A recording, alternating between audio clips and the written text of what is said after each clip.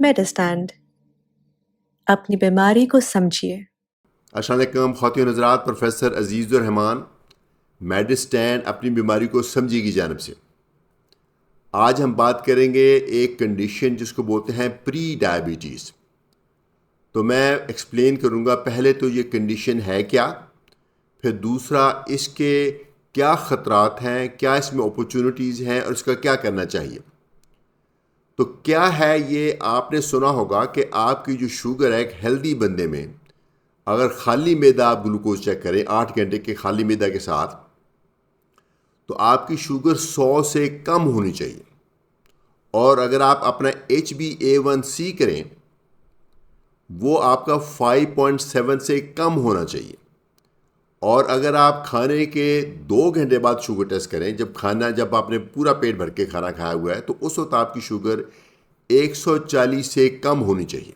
अगर ये सब चीज़ें सही हैं तो फिर आपको डायबिटीज़ नहीं है, प्री डायबिटीज़ भी नहीं है।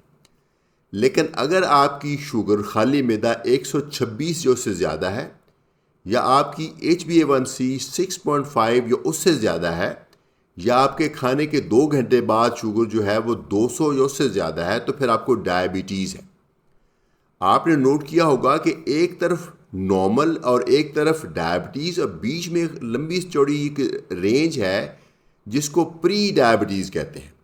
यानी डायबिटीज़ होने का जो अमल है वो आपकी बॉडी में शुरू हो चुका है, लेकिन अभी उस पॉइंट तक नहीं पहुंची जब आप इसको डायबिटीज़ कहेंगे।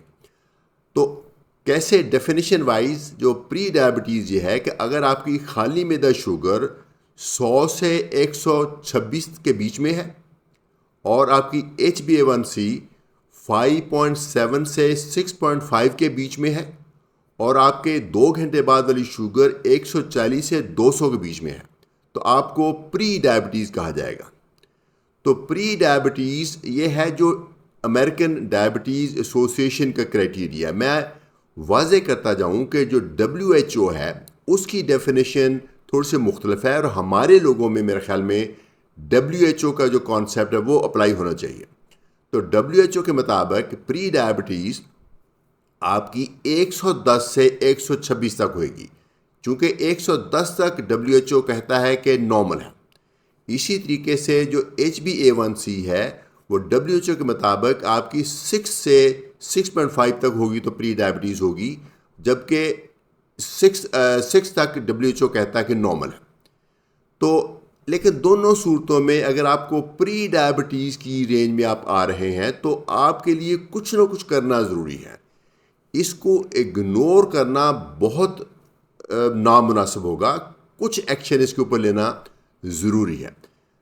जो चीज़ सबसे ज़्यादा ज़रूरी है वो तो है लाइफस्टाइल चेंजेस। अपना तर्ज ज़िंदगी बदलें, जिसमें खाने में कमी करें, कोई एटलीस्ट 25% कमी करें खाने में, और खाने में जो कार्बोहाइड्रेट्स हैं, जो नशास्तदार चीज़ें हैं वो कम करें, और खाने में जो मेडिटेरेनियन स्टाइल डाइट है जिसमें सब्जियां ज़्यादा हैं, सैलड ज़्यादा हैं, ऑयल ज़्यादा है, फ्रूट्स ज़्यादा हैं, और जो मीट है वो भी कम है, जो मीट है भी वो भी फ़िश की सूरत में है, तो वो अडॉप्ट करें अगर पॉसिबल है तो।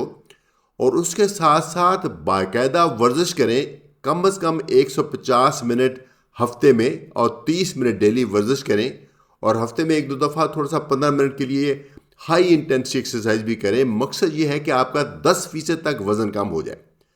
अगर आपका 10% वज़न कम हो जाता है तो आप प्री डायबिटीज़ को वापस नॉर्मल स्टेज पे ले आएंगे, तो आपकी डायबिटीज़ होने से रुक गई। एटलीस्ट कुछ देर तक तो ज़रूर रुकी है, शायद मुस्तकिल ख़त्म हो जाए।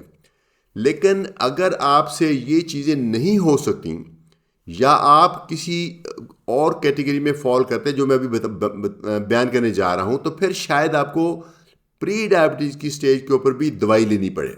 सपोज़ अगर आपको पहले से हार्ट की तकलीफ़ है, सपोज़ आपको पहले प्रेगनेंसी में डायबिटीज़ हुई थी, सपोज़ आपको फैटी लिवर है, सपोज़ आपका वज़न बहुत ज़्यादा, आपका BMI ज़्यादा, सपोज़ आपकी फैमिली में डायबिटीज़ है, सपोज़ आपको यहाँ पे जिसको बोलते हैं एकैंथोसिस निग्रिकेंस काले निशान पड़ गए हैं, तो इसका मतलब है कि आपको श्योरली डायबिटीज़ होने जानी है, या आपको PCO जो पॉलीसिस्टिक ओवेरियन सिंड्रोम कहते हैं औरतों में, इनमें से कुछ भी है तो यकीन माने आपको डायबिटीज़ होने जा रही है फ्यूचर में।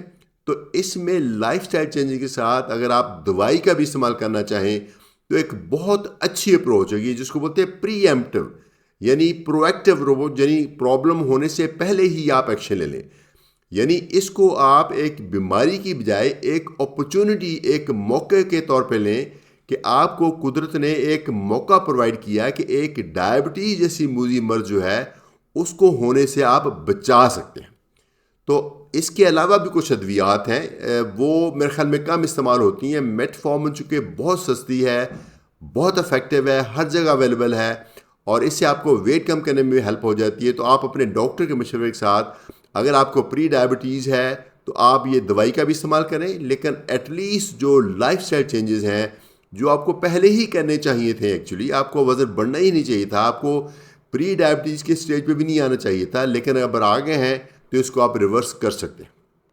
तो प्री डायबिटीज़ एक बेज़रर कंडीशन नहीं है, इसने प्रोग्रेस होकर डायबिटीज़ बनना ही है अगर आपने कुछ ना किया।